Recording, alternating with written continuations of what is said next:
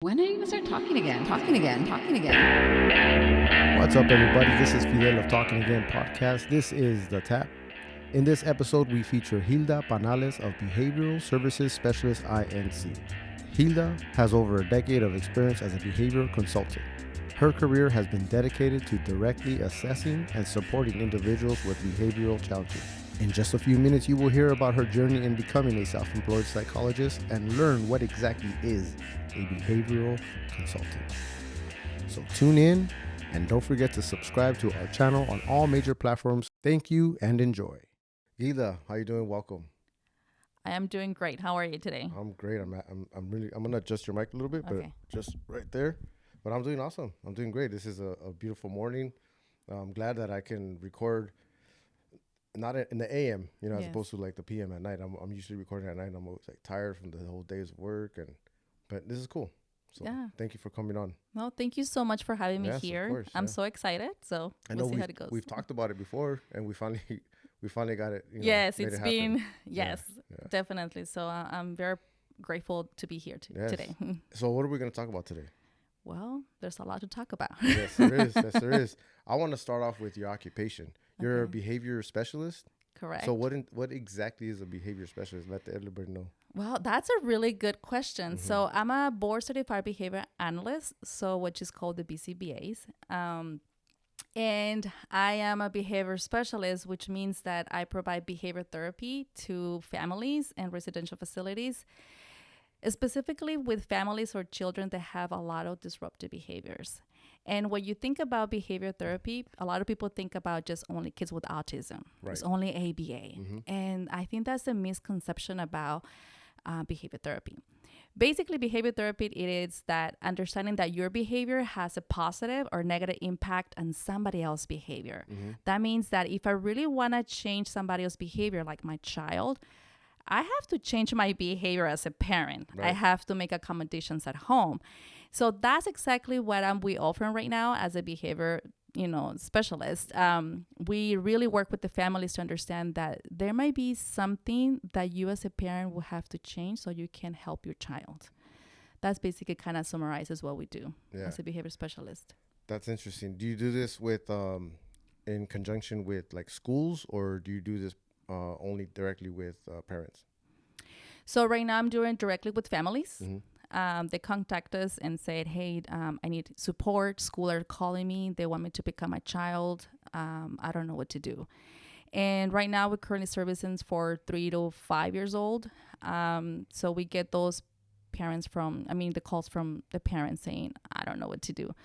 So we work with the families right now, and we try to partner with a couple of the preschools to see, hey, how can we collaborate, teacher and parents? You guys learn the same tools, so there will be no more referrals for behavior, and it will be more create an environment that it will be more engaging, at school. Yeah, 3 to 5 years old. So we're talking about daycare, preschool, or pre-K. Those are kids where you say, well, he's just a little hyper right now. So right, like in like Latinos, we say, "Es un poquito inquieto, pero está bien." He'll be Yes. fine.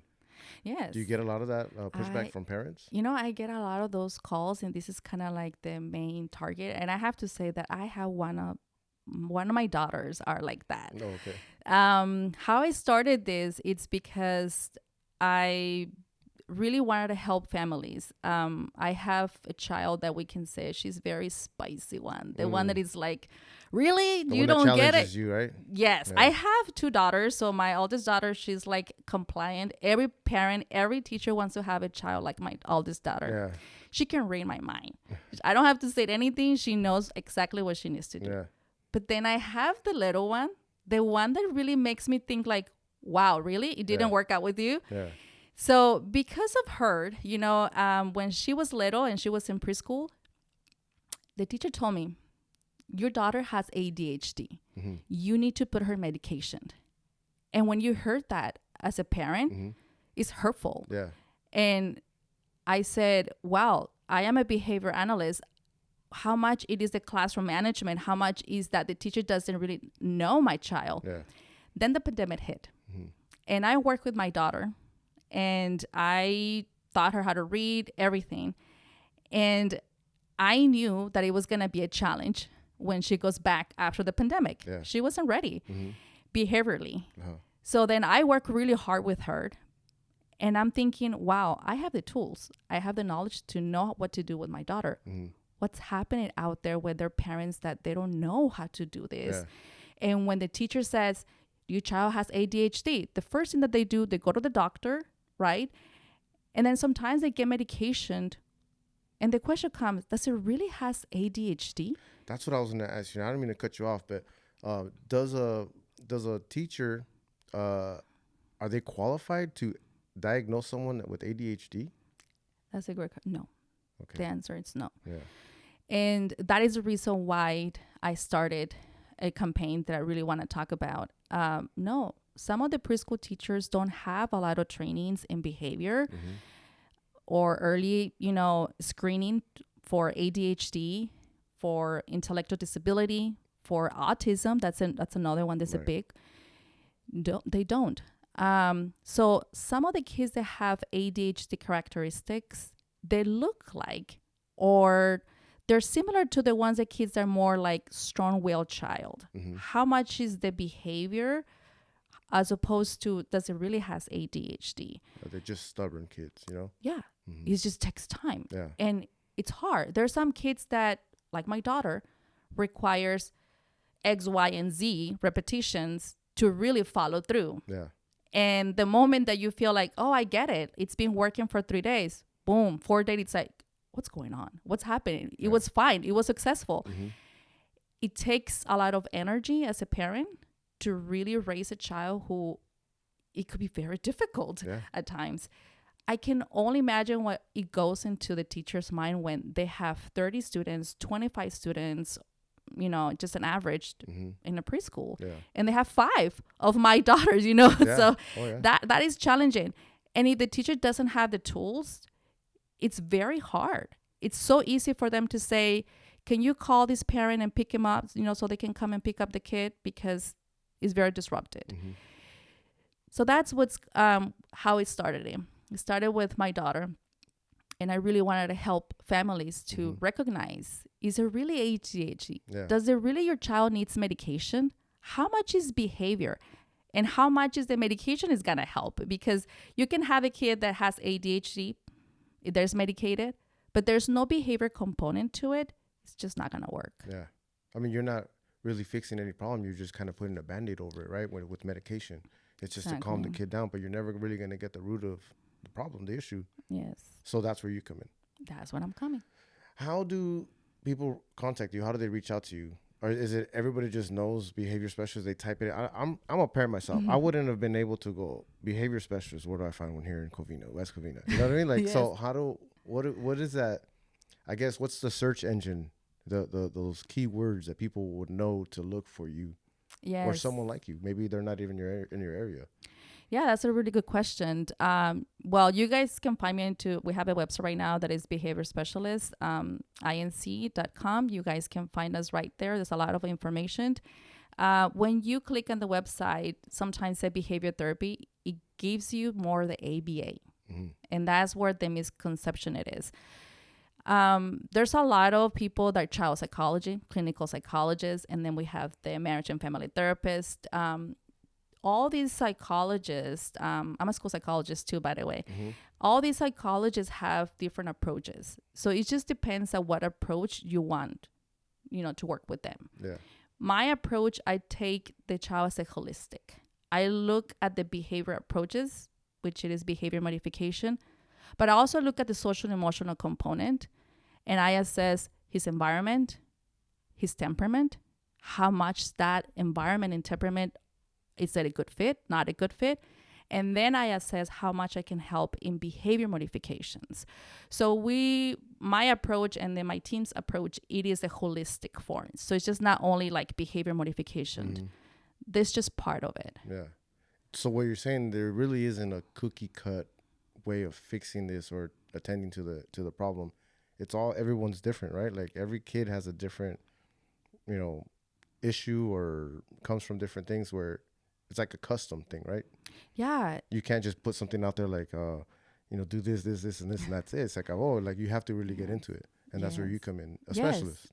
I feel like I really would like my families to be the expert of a child. Mhm. I do want to share that my first daughter, and this goes back to the reason why I decided to become a school psychologist and behavior analyst. My first daughter was diagnosed with speech delays. And being as a school psychologist and not noticing those things, and that was in my early years of my career, it was a heartbreaking being with a therapist, and my daughter couldn't perform. My daughter couldn't say any word, and I was just crying. I bet, yeah. And that pain that goes into a parent is terrible. And I knew that I needed to become the best therapist for my daughter, because no one is going to do a better job than you as a parent. Of course, yeah. And it was a very long journey. I remember contacting, because I'm not a speech pathologist, I was contacting friends, I was contacting colleagues. I remember working with the greatest speech pathologist, and I said, hey, I need to learn how to do sessions with my daughter. And I remember that I was watching sessions, I was asking questions, and I was working with my daughter every single day. And she's now great. She's doing awesome. But it was hard. It was not easy when you don't have the tools, once again. Yeah.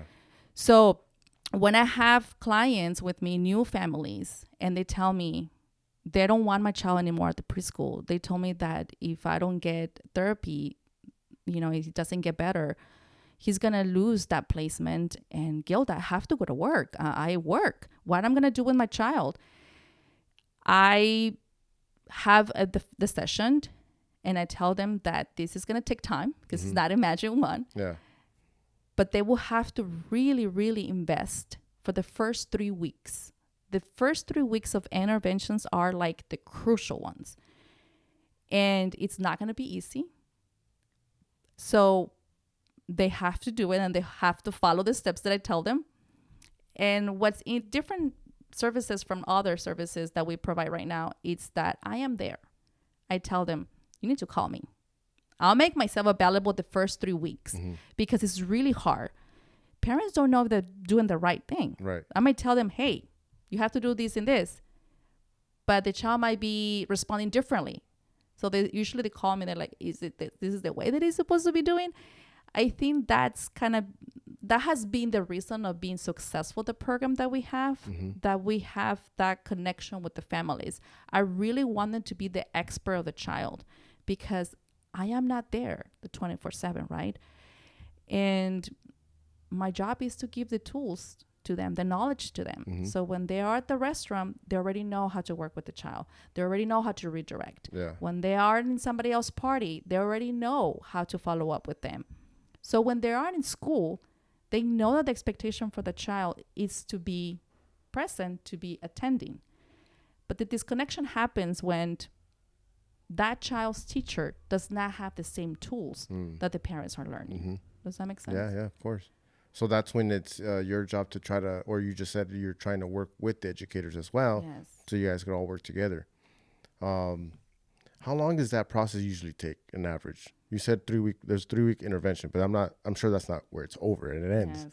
How long is that process, or does it never end? Does it continue? Is this just a continued practice that you have to do for the rest of your life?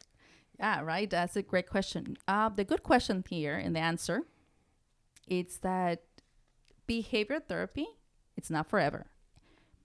Any therapy should not be forever.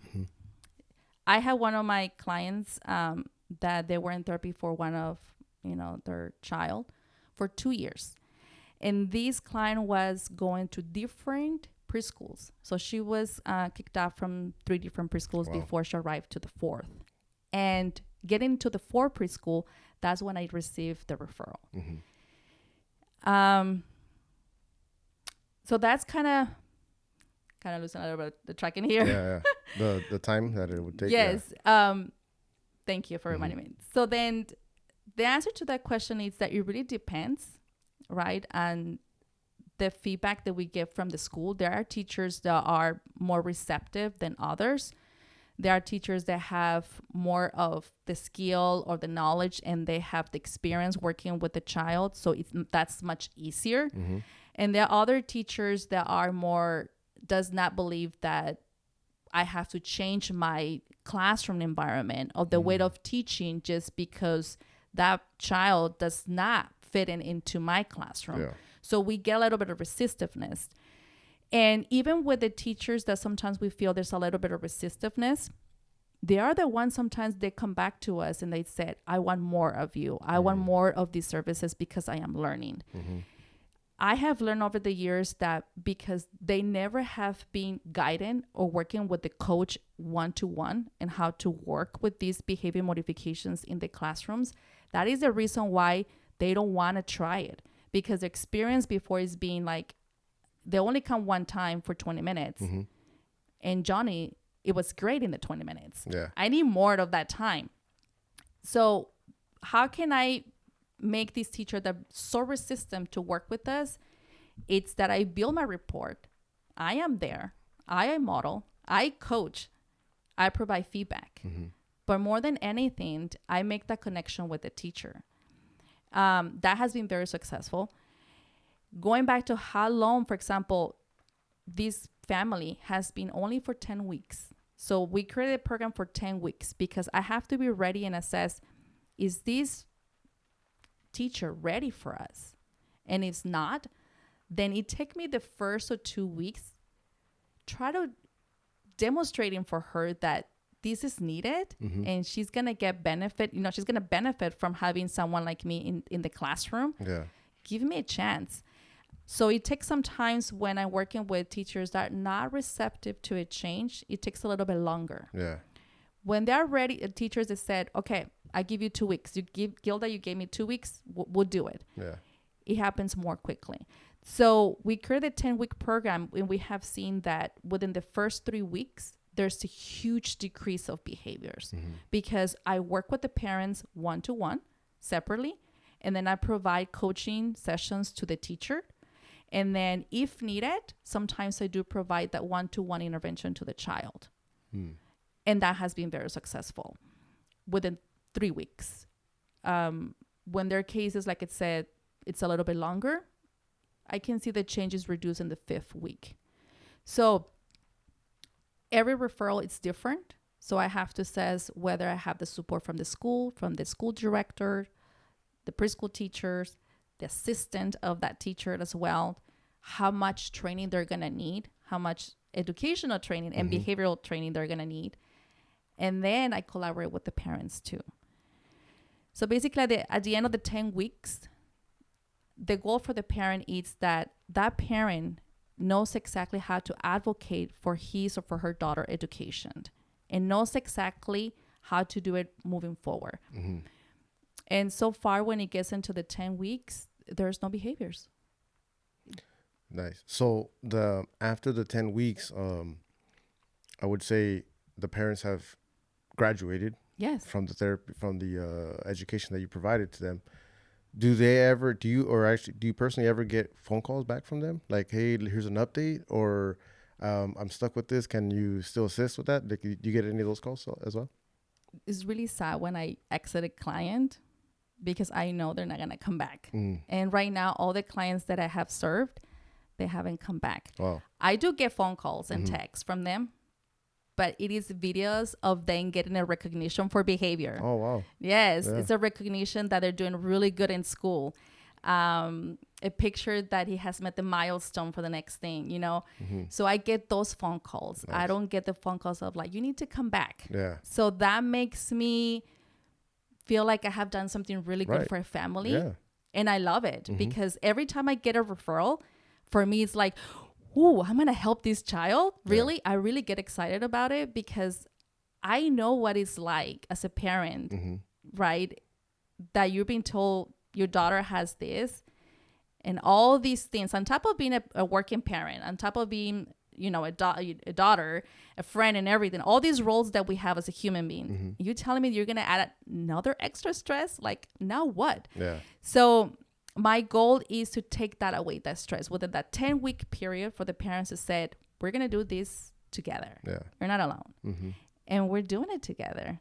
So yeah, those are the phone calls that I get. Nice. And That's awesome. It's so nice to just see, unfortunately I don't see them anymore, but here and there they send me texts. He or she has done this. Look at this. Thank you so much for helping me.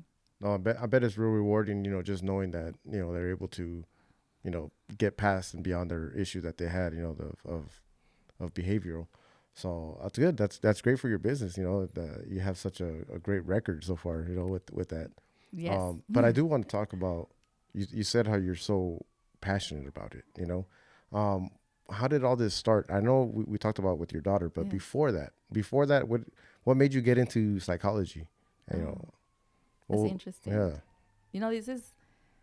This brings back when I was in college. First of all, I wanted to be a preschool teacher. That's where I really wanted to be. I really wanted to be a teacher so bad. Yeah. So I started working at a primary center in LA, and I loved it. I was working with kindergartens, preschoolers, and I was a teacher assistant. And I always said, well, I really like the calendar schedule. You get the summers off, winters off, all these benefits working in a school district. So I said, well, I need to become a teacher. But then I remember there was one person making an observation of a child that I was working with. And I asked her, what are you doing? And she said, well, I'm just observing this child because we might think that he has autism. And I was shocked. Yeah. I was like, in my head, right? I'm working with this kid. He has no autism. He's fine. He's cool. He was a little bit, not attentive in class. The clown, making everybody laugh about something, very disruptive in the classroom. Yeah. But then to the extreme to be autistic. So that brought out one thing. I said, well, what do you have to do in order for you to evaluate someone? Yeah. And she said, I want to be, school psychologist. And so then I asked questions. So then when I was in my undergrad, I completed in Long Beach. I did a psychology minor. So I transferred to Caste LA, and they have a really good program as a school psychologist, but also they overlap with the behavior analyst component. Okay. And English is my second language. Couldn't even pass the CSAT or the CBEST. And I said, I have to take the CSAT, the RICAT, all of these tests. When I cannot pass the basic test for English proficiency, I don't think I want to be able to become a teacher. Yeah. So I look at the Caste LA program for school psychologists, and I say, oh, that one, because doesn't even require the GER. Great. And that was the only school that I applied, and I got into that school. Okay. And that's how it made me, I really want to help kids, because in my head, I'm going to have children. I would like to work in a school district, which allows me to have the summers off, winters off, any holidays, just to be with my children. Right. That's the reason why I did it. So when I went into Caste LA, they have a program that it was called Board Certified Behavior Analyst. And at that point, I was like, what is that? It just sounds weird. Yeah. And they said, well, Gilda, we need Spanish speaker supervisors. There are not that many out there. And if you get into this program, we're going to pay you the first 2 years of your grad school. Oh, wow. I said, where'd I go? Sign me up. Exactly. Right? I was like, let's do this. So I went to the interview and I got it, and they pay my first 2 years. Obviously, I needed to get extra courses. So I used to go to Saturday class, which, I didn't have any children back then. So I said, I'll do it. Yeah. So that's how I went for school psychologist. But they ended up getting my BCBA certification, right? And when I loved it. And if you ask me which one do you like the most, I like being a behavior specialist because I like to work hands-on. I really like to go with the children. Being a school psychologist, it was amazing. And with all my respect, if somebody's listening right now, if you're a school psychologist, it's great. But I really wanted more.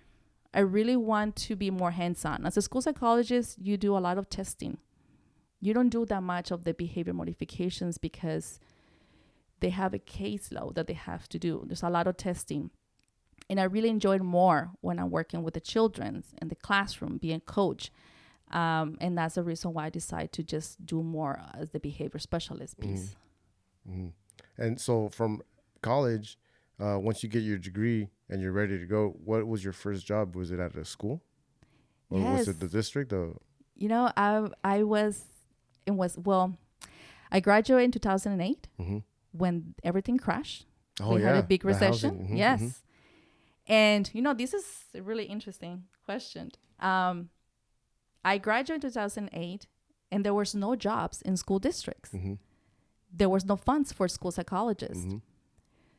So I decided, well, I'm going to be a behavior therapist. So I worked with the company and I was working full-time as a supervisor. And well, first I started as a behavior therapist. And so I was working as a one-to-one providing services to a child. I was already a school psychologist, but there was no jobs for me. So I said, well, I'm going to be a behavior therapist. I'm almost done with my BCBA, which is that degree. And that's how I started it. I did it for almost a year. And I'm glad that I did because I learned so much. I was a really good behavior therapist and I really like it. I had so much fun. I learned a lot from that. And it was necessary for me to go to that round. So when I was hired as a school psychologist in West Covina, that was the first school district, I was ready. And when I was hired as a school psychologist in West Covina, they create a position for me as a behavior specialist. And it was the first position in West Covina as a behavior specialist. Oh, wow. And that's how I started it. You know, and that's how actually the name of behavior specialist services started it, because that was my first title that I had as a behavior specialist. Wow.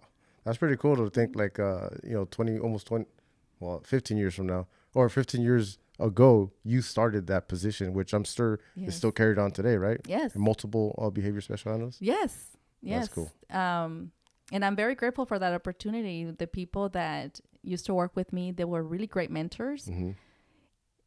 They really taught me how to be a really good school psychologist and to use that knowledge as a school psychologist and now combine it with behavior. It's amazing. So I use both. I use all the knowledge that I learned. And it's been helping me. And that's the reason why I create this approach and more as a holistic type of thing as just to post just behavior only. But yeah, that's kind of how I started everything. Yeah. And what made you go, you know what, let me, all this work that I did was very challenging. Why don't I start my own business, do it myself, give myself another challenging task? What made you do that? That's a really good question. To be honest with you, when you are in school districts, there's a lot of regulations. There's a lot of things that you cannot do because you don't have the time. And it's something that probably it's not under the regulations. Certain guidelines that you have to, Exactly. I left my previous district, and it was the reason why I kind of initiated this to really start my business. I started my business a long time ago with providing services to residential facilities, and I loved it too. But I wanted more. I wanted to really help the families when I start noticing that as a school psychologist, I was doing the referrals and assessments and everything. And the team would tell me, okay, we need to qualify this kid so that kid can go into our preschool program. And I said, but there is no eligibility. I cannot. What do you mean that I have to make him qualified so that child can go to the preschool program? Yeah, so he can benefit. And they say, well, otherwise this kid is not going to be good. There's a lot of disruptive behaviors right now in preschool. He's going to be kicked out of the program. Let's qualify him under, let's find a criteria for autism or anything like that so that he can come into our preschool program. But the preschool program, it's not a good fit for that type of child. So then I said, I refuse myself give eligibility when that child does not qualify. That's a disservice to the child. And so me kind of more defending the families, right? I said, this is not me. I refuse myself. So that was kind of the beginning of saying like, wow, if only families will know that labeling a child with autism or ADHD or any other eligibility just because if your child does not have ADHD or doesn't have autism, your insurance will not qualify for services. It's very unfortunate. Yeah. So a lot of the professionals like me, like pediatricians, we're being pushed by parents and said, listen, if I don't have a medication, if I don't have a diagnosis, my insurance is not going to cover behavior sessions. I need the help. Mm-hmm. So the same thing I was forced when I was a school psychologist to kind of go to that round and make the child qualify when I knew it was an anti-service. Mm-hmm. What will be an anti-service? So I got a really good example. This child was given a diagnosis for autism in one, I don't want to say one of the big insurance companies. And when I look at the child, this is the COVID. We passed, these kids were not socialized. Mm-hmm. Yeah. So I did my digging. That's another thing that I like to I still don't get the big picture of the child. Like I want more. I need some more research here. Yeah. Yes. And I like that. That's one of the things that I challenge myself. No, like there's a little piece like a puzzle. Like I can still not find it. And I will do everything until I get that little piece that it's missing. Mm-hmm. So when I get that picture of that child, I said, this kid does not have autism. I just don't see it. And all the team, when we did the assessment for that child, it was like a couple of people around it. Everybody was like, yes, it has autism. And I was like, no. There was a lot of, because of my knowledge of behavior, I was taking behavior data and behaviors, non-compliance, refusal, things like that. And it was like, no, it's just not clicked. She does not have autism. It's just a speech delay. That's all. And it's normal to have these behaviors when you don't have the language to communicate with others. It's frustrating for a child, that's when they act up because they were just frustrated that they can't, eloquently relate their information or their thoughts. Exactly. Yeah. So then I said, okay, so I just dig my report and I sent it to the team and said, it's just a speech delay. Mm-hmm. And they said, well, that child is not going to be able to come to our program and get the services that she needs just because you didn't make it qualify as autism. And I said, well, this is a conversation that we need to have with the family to inform them about this, that unfortunately she doesn't qualify to come to our program, that she needs to enroll her daughter into a local preschool where she get the rich language from other kids because that's how you learn language. Yeah. Then bring her into our program with kids that don't talk. And that was a huge argument. Oh, yeah. And big discussion. And I talked to the family and I was very honest and said, hey, this is what's happened. Give your child 1 year of pure language, of reach of language in a really good preschool program. Mm-hmm. And if that's not enough, besides, the therapy and all of these things, then we can reassess. But your daughter has been, all these years during COVID, she has not been exposed to language. Mm-hmm. So those little things like that, I really take in consideration before even make the eligibility determination as a school psychologist. So what happens is that, unfortunately, the family said, I just don't have the means. And the reason why it was okay for me to tell this insurance that she was autism, it's because I really needed someone to work with us. And the only way for us to get the services, it was to have the label as autistic. Mm-hmm. And what are you right there? As a parent, it's like, I understand. Services are very expensive for parents who cannot afford someone like me to work with them, right? So the last resort is give me a label. So it doesn't cost me anything. Mm-hmm. But in reality, it's not helpful. Oh, yeah. You're not, like we talked earlier, it's not, I'm sorry about that. That's me. See, we all make mistakes. What an unprofessional host I am. It's okay. It's okay. Yes, we talked about that. Is it's like a Band-Aid. Yeah. You know, you're not really fixing the issue here, right? The getting deep down into it. So I'm sure it's frustrating for parents and not having the means for it. Have you thought of any other alternatives for that? I know it's not in your realm, but maybe not. And I'm not saying like doing like pro bono type of work, but maybe joining with an investor, someone that can create a program where they qualify people Yes, that's to have that something kind of service. I actually right now in the look for any people who really would like to help out this program and to make it more attainable, you know, for low income families and for any families, right? I do feel like this totally anti-service for a child to be sent to preschool where they're not going to get the benefit or from the child getting the therapy that is not the therapy that he or she should have. Right.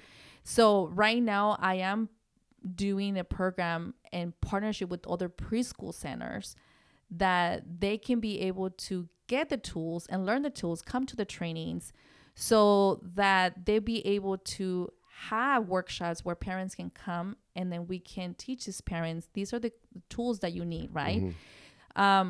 Is right now in the process. This is all new, even for the insurance. I really have tried. I have contacted them and said, hey, if there's any way that you can help me out.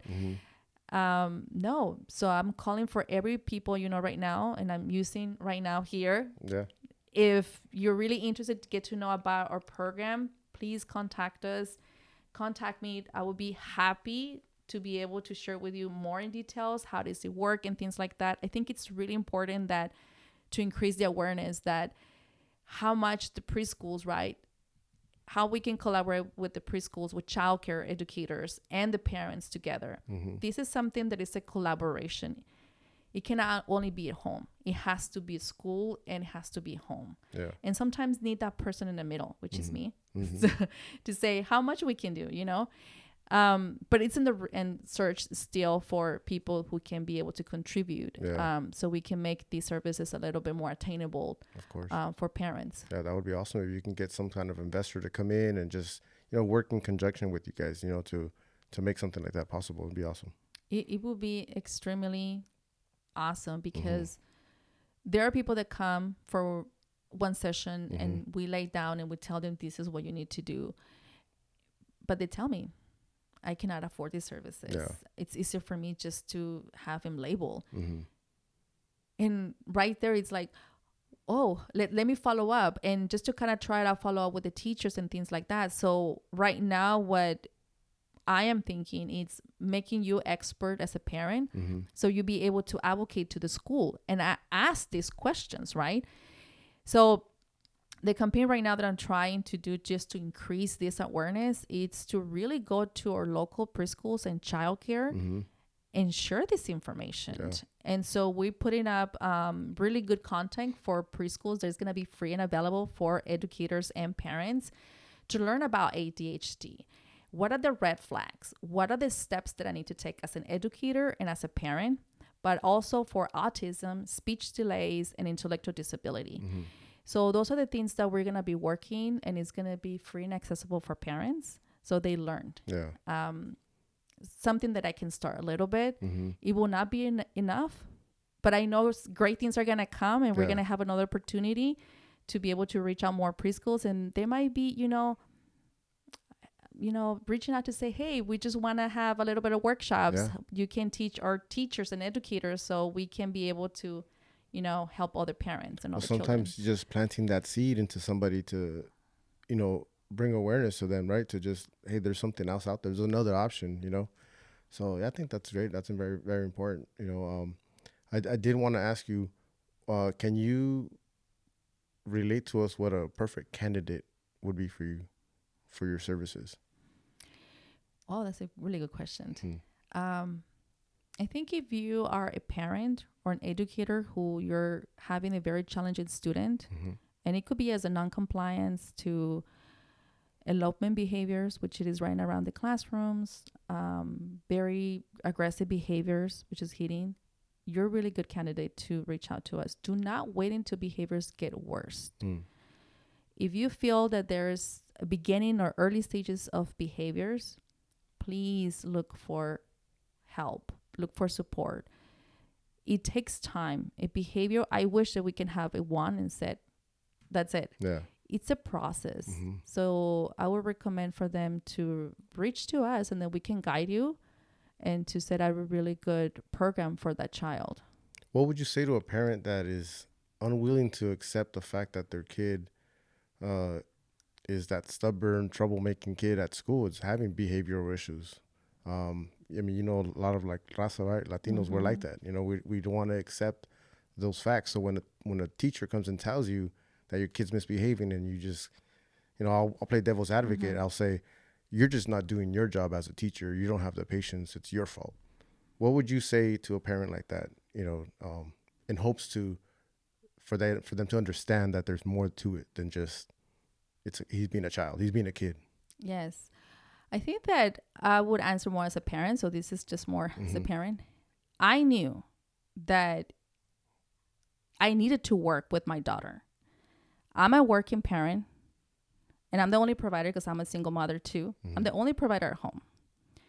I know what it's like when someone is calling you to pick up your child and you can't leave because you're working. You have no option. Yeah. So I knew that my work is really important as it is my family. So I said to myself, I have no choice.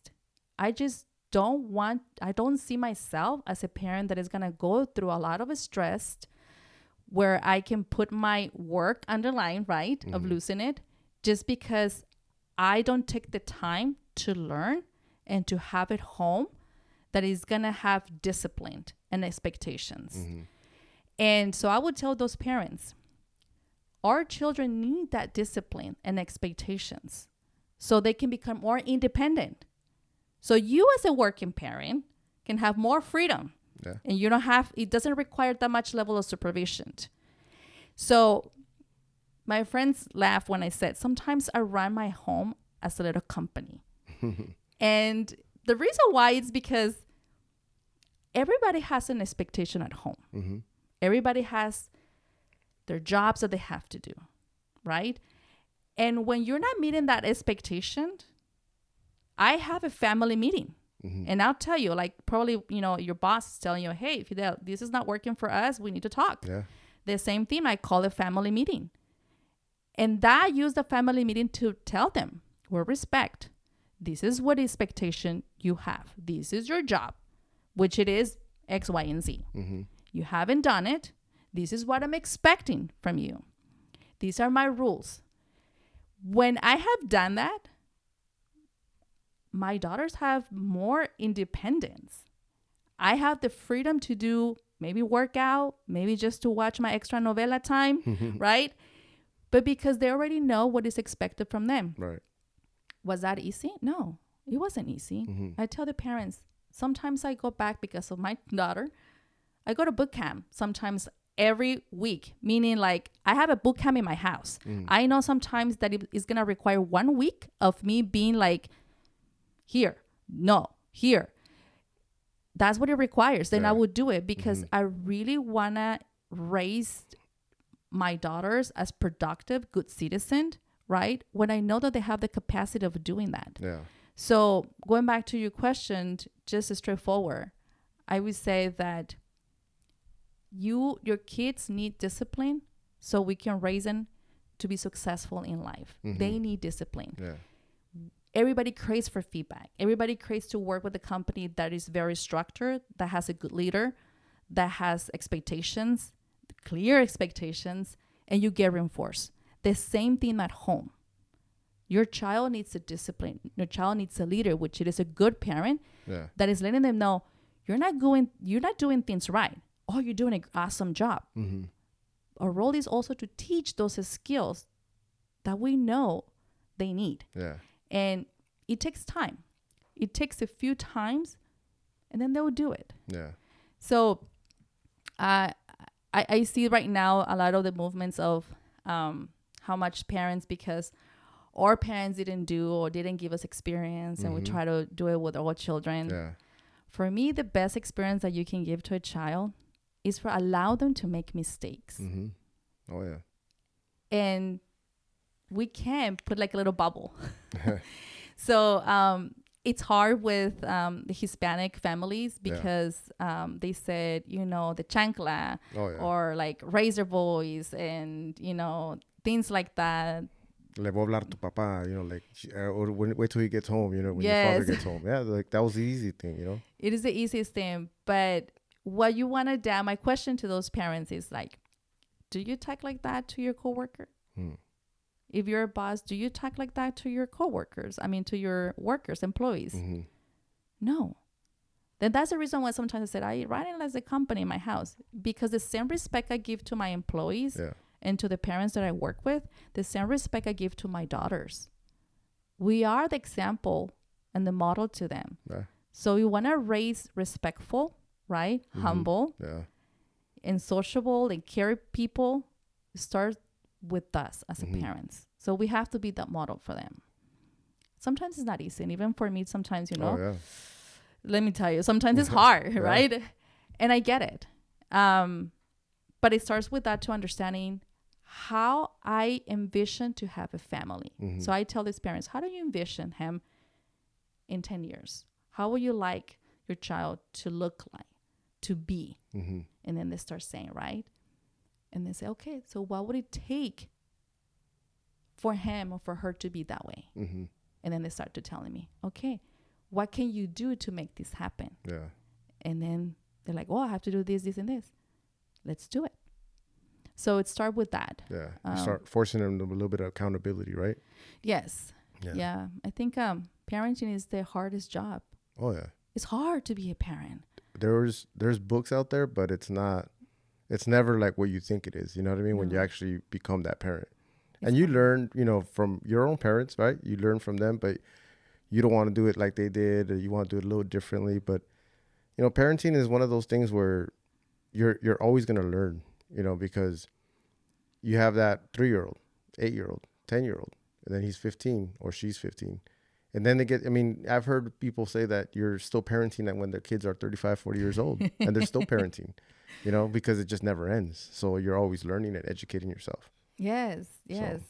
It's even for me, it's really hard to be a parent. Yeah.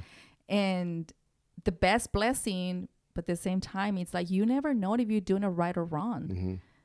As a professional, I do question sometimes, am I a good really mom? Yeah. But then I see my daughters, how they are, and then I see like the compliments from friends. Oh, your daughters are just really good. They behave. And then that goes back to, I am a good parent. I am doing it the best that I can, right? Yeah. Our parents sometimes didn't have the tools back there. Right now, it should be no excuse. There's so many resources and tools available. I am one of examples here, and tools available there for you guys. So someone who really wants to dedicate and be a good parent, you can be a good parent. Yeah. Yeah, it's going to be up and downs. That's part of life. But raising a really good child, it's not easy. Yeah.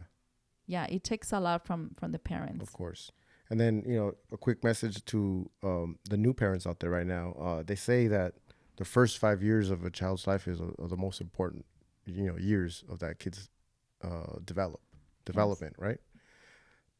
Earlier we talked about preschoolers, 3 to 5-year-old kids getting called back, getting kicked out of school because of their behavior. You did talk about a campaign that you had going on with your business. Elaborate a little bit more about that campaign.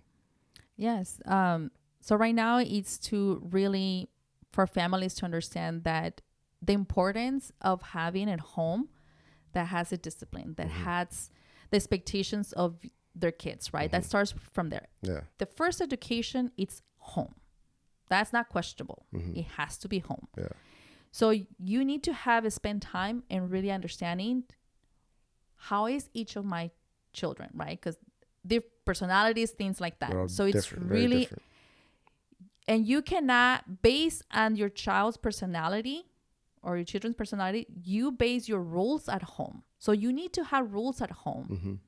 And you have to make sure that you're consistent implementing those rules, right? And that there's a skill or ability that they have to learn. For example, tying shoes or get them ready for school. You need to allocate the time to teach those skills, right? So right now, we started with the campaign, and we have a workshop that's coming up. It's on the March 27th. It's an English version, and then we have one in Spanish on the 28th. So with this workshop, if you attend and join to the workshop, it's going to be online. I am going to teach you, and I'm going to help you to assess how's your child personality, how's your personality as a parent, and what rules it will work for both of you guys. What are the essential rules that you can have at home, and how you're going to consistent implementing them, right? So those are the first foundation workshop for the campaign that we're going to do, because that's the one that we need right now. Yeah. You can have the best behavior plan, the best token economy, which it is like a little star here. I'm going to put a star if you behave and things like that. But if you don't reinforce your home rules and teach skills, those little stars are meaningless. It's not going to work, right? So we're going to start with that workshop part of the campaign to teach our parents the importance of have rules and expectations at home, but recognize how's my parenting skills and what is the temperament of my child, so that you can best create those rules that are going to work for your family, because every parent is different. Culture-wise, it's different too. It has to do a lot with this. But that will be the first movement of the campaign to increase the awareness that having rules at homes is the first step for that foundation. So that's how we're going to start. Is that the parent workshop that you're talking about that is online right now, right? It's online. Sign up they through can. Zoom? Yes, they can sign up through Zoom. $35 to start off. Is that what that is? Yes, Am I right? That's what it is. $35. It's $35 and you guys are going to get a head start on, developing your child to the person that you want them to be. Yes. And that's the first topic that I cover with my families. So how can I make this more, doable for parents to have those means by workshops? Let's start right here. Workshops. Come to the workshop. This is the first topic that I talk to my families. You're going to get a lot of tools. You're going to start assessing yourself as a parent, but also assessing each of your child at home and assessing one of the qualities that you really like about your child and qualities that you don't like. At the end of that, from the workshop, where I really want the parents to understand that the consistency is what's going to help you to really create a positive home environment, right? We don't want to be more like too rigid. But we want to be assertive. So you're going to learn some of the skills, right, that is going to go for the next workshop that we're going to have, how to make that home more and consistently, but make it a more like skills that you can learn to increase that compliance.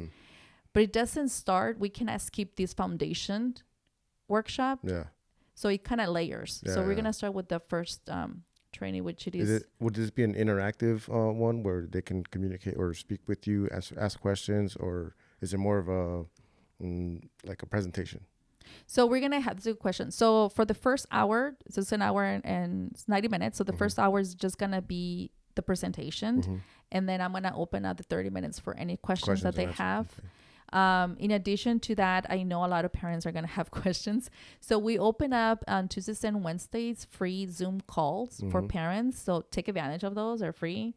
So right now, so it's going to be very interactive. If they have any questions, they can, call us back and things like that. Specifically, if you said, hey, I attended to the workshop, I have more questions about it, you can make that consultation with no problems. So you didn't say that this is going to be like a layers type, right? You can't skip the workshops.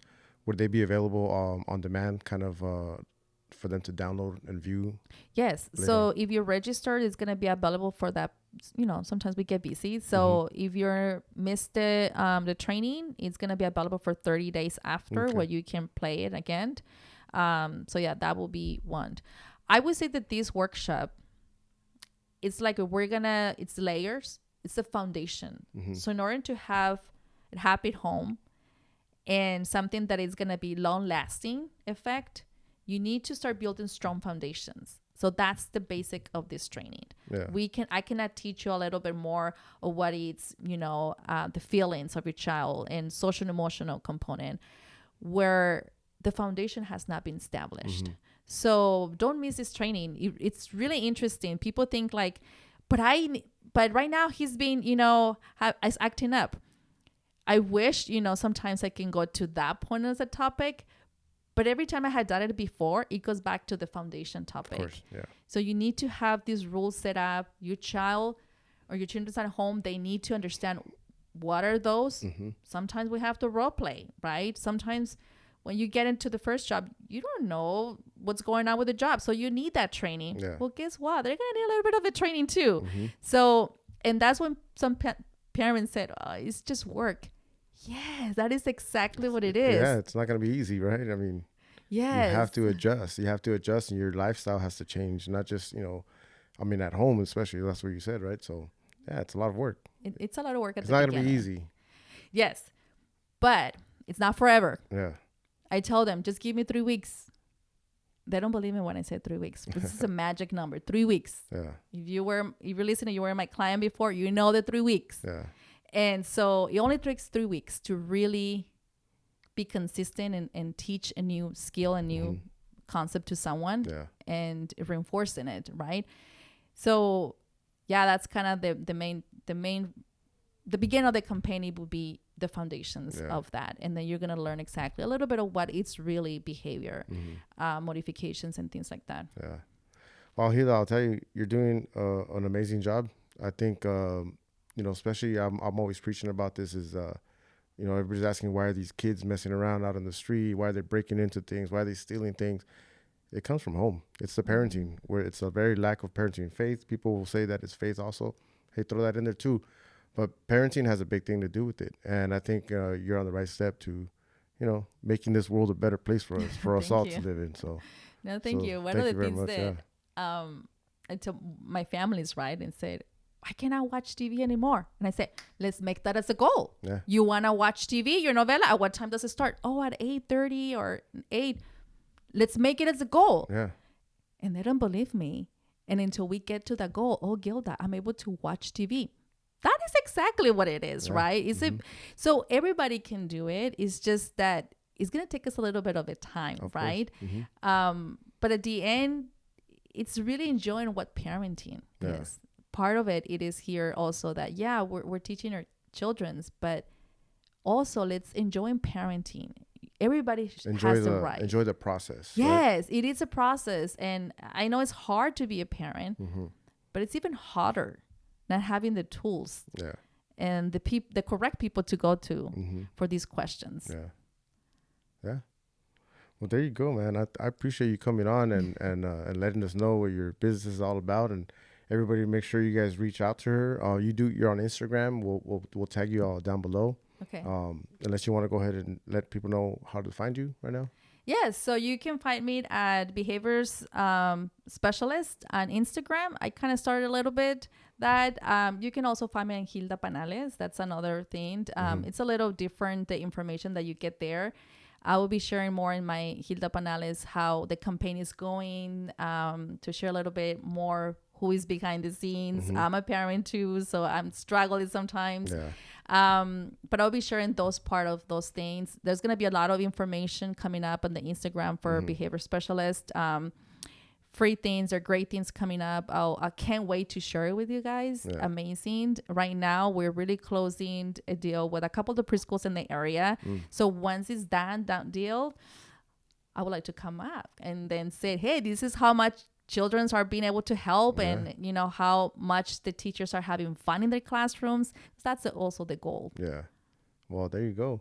And you're also available online. So if, let's say you have someone in San Diego that wants to reach out but can't get the means to get out here, they can reach you online, right? Yes. Yeah, you can reach me online.